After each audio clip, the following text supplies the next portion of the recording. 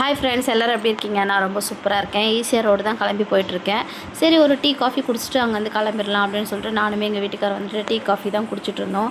காலையிலேயே வந்துட்டு மண்டபத்தை போய் பேசலாம், அப்போ தான் காலையிலே நமக்கு ரூம் கிடைக்கும் அப்படின்னு சொல்லிட்டு நானுமே கிளம்பி மண்டபத்துக்கு தான் போனேன். பார்த்தோன்னா இவ்வளோ காலையிலேயே அவங்க ஏஞ்சி வெளியே வந்திருந்தாங்க. என்னம்மா இவ்வளோ காலையில் வந்துட்டானாங்க? ஆமாம்மா, வியாபாரத்துக்கு தான் வந்திருக்கேன் அப்படின்னு சொன்னேன். சரி, வியாபாரம் முடிச்சுட்டு எப்போ வருவீங்க, தங்க போகிறீங்களான்னு கேட்டாங்க. ஆமாம்மான்னு கேட்டுட்டு இருக்கும்போதே அழுக ஆரம்பிச்சிட்டாங்க. ஏம்மா எதுக்குமா அழுகுறீங்கன்னு கேட்டேன். அப்பா இல்லைம்மா, அப்பா இறந்துட்டாருன்னாங்க. எனக்கு ரொம்ப கஷ்டமாக இருந்தது. எங்களுக்கெல்லாம் பார்த்திங்கன்னா ஒரு 3-4 வருஷத்துக்கு முன்னாடியெல்லாம் எங்களுக்கு ரூமே கிடைக்காது. இப்போ 2 வருஷமாக தான் எங்களுக்கு ரூமு. அப்போல்லாம் வந்து வெளியே ரூம் எடுத்து தங்கணுன்னா குறைஞ்சபட்சம் ஒரு 1000 ரூபாய் இல்லாமல் ரூம் எடுக்க முடியாது. ஆனால் அவங்க பார்த்திங்கன்னா எனக்கு ஃபஸ்ட்டு நாங்கள் வந்து தங்கி வியாபாரம் பார்க்க போகிறோன்னு சொல்லும்போது வெறும் 300 ரூபாய்க்காக ரூம் கொடுத்துருந்தாங்க.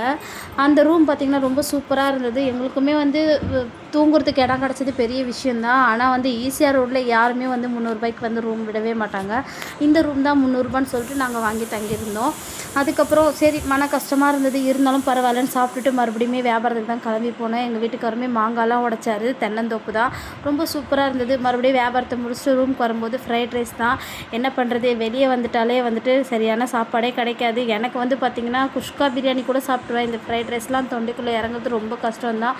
ஏதோ கிடைச்ச சாப்பாடு சாப்பிடுமேன்னு சொல்லிட்டு சாப்பிட்டுட்டேன். வீடியோ பிடிச்சிருந்தா லைக் பண்ணுங்கள், சேனலை சப்ஸ்கிரைப் பண்ணுங்கள்.